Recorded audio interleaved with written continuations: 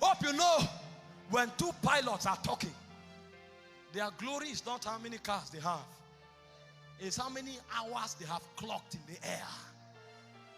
When you clock hours in the air, you grow in rank.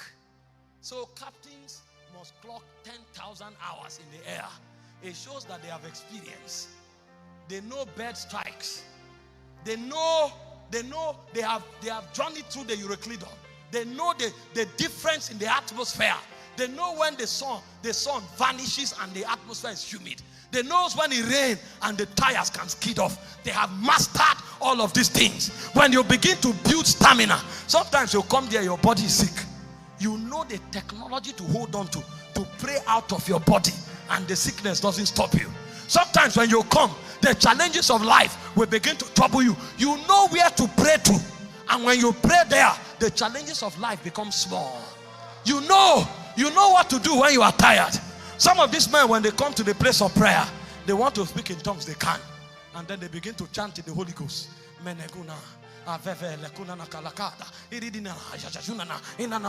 You think they are being foolish. What they are doing is that they are summoning energy from heaven. They have mastered the altar. These are the men that have power on the earth. When they want to change anything, give them time. He said, tell me my dream and interpret it. And those who don't have stamina, they say what you ask for is not among men, it's among the holy gods. And Daniel came and said, give us time. Yes, it's true that it's among the holy gods, but there are men who know how to travel to where the holy gods dwell. The king sat in his palace, and suddenly a hand came up and wrote something. They couldn't read it. And suddenly they went and looked for Daniel. They didn't find Daniel in a party. They found him in the cave, because that's where he dwells. And when Daniel strode out, he strode out as an ancient. They are with him in that generation, but his age is beyond that generation. Because many times when men tarry, they can go to before the foundation of the earth. And when he came, he said, this language is not the language of men. This is the language of spirits. But I will interpret it for you. Don't worry. I dwell there. And he said, this is what that hand means. Mene, mene. Teke ufasi. And he said, you have been weighed on the balances. You have been found wanting. You have been weighed on the balances. And tonight, your kingdom shall be divided among the Medes and the Persians. And then he walked out of the palace. When you see such a man, you know this is a God. And when Daniel finished talking, the Bible said the leg of the king began to shake. It was no longer majesty. His leg began to shake. He wanted to die, because somebody that have an asset that is not stored in the bank came. Your wealth in money can be stored in the bank, but your wealth in the spirit is on your knees.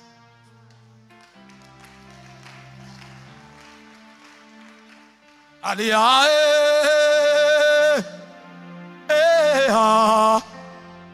Aliyah, Aliyah.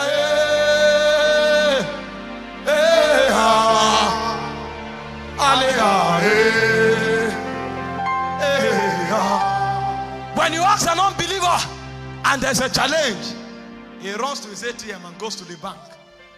But when you come to a believer and there's a challenge, he doesn't go to the bank. He goes to his knees. Because when he kneels down, he can change things on earth. The first protocol of ascension is stamina. And when you have built stamina, a point comes when you enter the second protocol, which is the protocol of ascension. Prayers don't begin and end on earth. The altar is a place where spirits connect. It's a convergence point. When prayer begins and ends on earth, it means we have not built stamina in the spirit. When a man builds stamina, the next realm of prayer opens to him is the realm of ascension, where he prays out of his body, out of his room, into the heavens. I heard a story of Patricia Kings. She traveled to heaven one day, and a young prophet was ascended to Zion. And he saw her. And months later, they now had a prophetic conference and they met. And the prophet saw her. The prophet thought she had died. The prophet, he thought it's only dead men that go there. No. It's not called the spirit of dead men made perfect. It's called the spirit of just men made perfect. woman was on earth, but they met in heaven. And when they were talking in the prophetic conference, people thought they were talking about the meeting.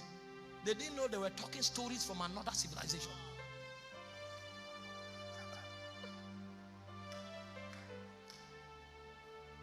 Go and ask the men that control things in darkness. Some of them at night, they go and sleep in a coffin so that they can migrate to another dimension. It's only in Christendom we think it's a joke. When men began to pray or begins to pray, there is such a thing called ascendancy. If you don't ascend, your crisis will dominate you. Most of you here have flown in the plane. When the plane is on ground, you can see a huge mountain. Those who are on ground try to deal with mountain. That's a good realm of faith. Command the mountain to go. But there are certain men that don't bother about the mountain. Let me explain to you. When Moses wanted to cross the Red Sea, he had to part the Red Sea. When Elijah wanted to cross the Red Sea, he had to part the Red Sea. But when Jesus wanted to cross the Jordan, he didn't part it, he walked on it.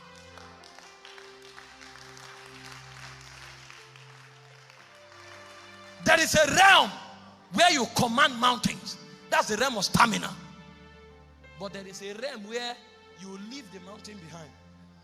So when the plane takes off, after a while, you don't need to talk to the mountain. You know, when you are on ground, you will run into the mountain. But when you go high, you will not only fly above the mountain will become a mole. And the point will come when your current experience, even if you try to look at the mountain, you can't find it. The mountain will vanish. The buildings will vanish. The cars will vanish. So there are men who are commanding mountains. So if I wanted to come to Ghana and I was running, I would have more than 10,000 mountains to command. But when I flew, I didn't know if mountains existed. Even if I tried to check, I can't see anyone because I had gone above the clouds.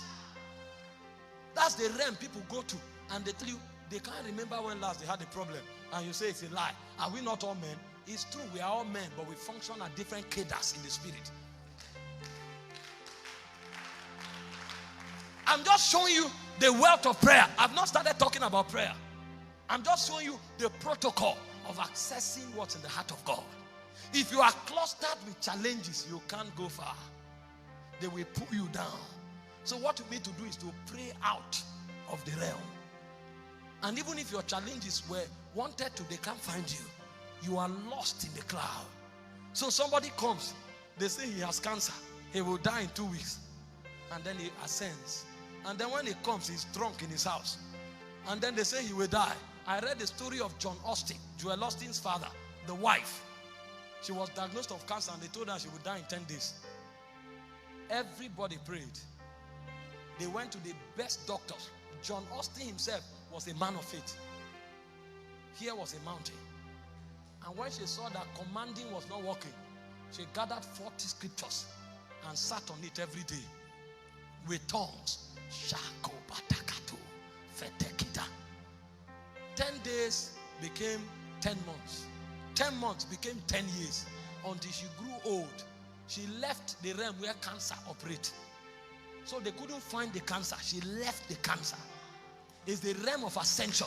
That's why before Jesus talked about the assignment on the cross, he had to ascend. It was deliberate that Jesus went to ascend on the mountain. Because Jesus himself, if he was on ground, a point will come when he will want to run away.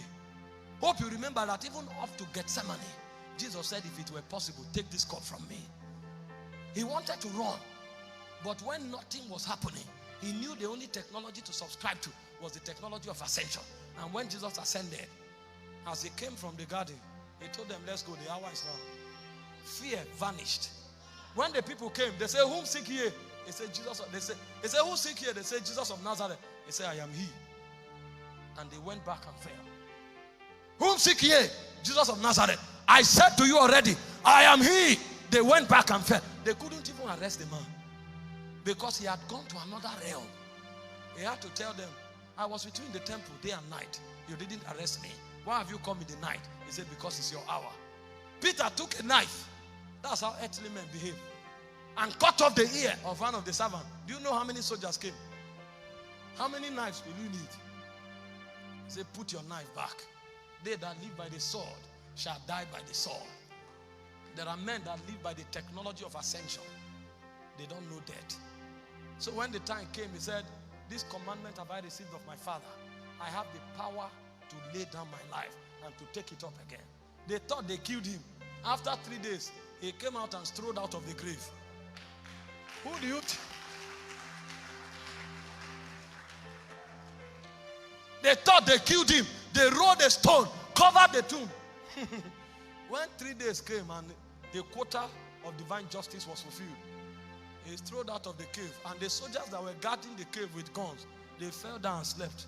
They didn't even know what happened. An earthquake took place. They saw an angel descend from heaven, stood on the grave, and the stone rolled away on its own accord. They collapsed. Their whole military training failed them. Their hearts failed them.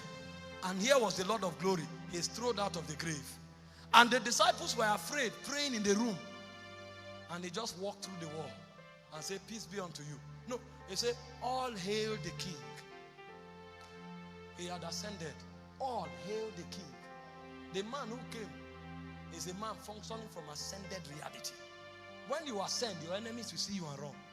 They won't know what is pursuing them, because you will enter, the dread of God will be upon your life. Nations will bow to you. They won't know why. Not because you are fair or tall. Not because you are dark or short. Because you are functioning from an ascended reality. The people will come sometimes. You just say, God bless you. And then they are excited. And it's not just a man of God. Even in your office. They may be plotting coup. They want to take you from your seat. Just go and ascend. When you come back, like Solomon, you will live in the midst of your enemies. You will not need to fight battles. David had stamina. Solomon had ascension. So David fought 44 battles. Solomon didn't need to throw one arrow. All his enemies were at peace with him. Because there was a realm he functioned from. You don't fight such men. Even you will advise yourself that it's a waste of time to fight them. They are living from an ascended reality. You will come to your office and then you will see that they are fighting. What is the problem?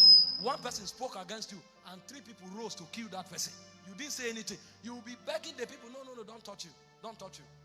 Because you will be coming with so much glory that men will count it a great honor to serve you. In our world today, there is so much manipulation and witchcraft trying to trap people. It's because many are not ascended. When you ascend, men will leave their occupation and follow you. You will be the one telling them, no, God needs somebody in government, so go and serve Jesus there. Go and serve Jesus in the economy. And while they are there, they will be delighted that they are God's ambassador there. It will not be manipulation trying to cajole people to do something. When there is a project, people will run to support it. Because as far as they are concerned, they are working from heaven's embassy. But few have ascended. Very few. So we depend on charisma. We depend on earthly things. You must pay the price of ascension. If we will take over this world, then we must carry something that cannot be found in the world. If we must rule this world, then we must step into something that is not of this world. How did Moses conquer Egypt? It was by ascension. The Bible said he came to Horeb, the mountain of God. And God told him, I revealed myself to Abraham, Isaac, and Jacob as the El Shaddai. But to you, I'm revealing myself as Yahweh. The word is actually not Yahweh. The actual word is actually Yod-Heh-Vav-Heh. But you see, the Jewish man can't pronounce it because of how sacred that name is.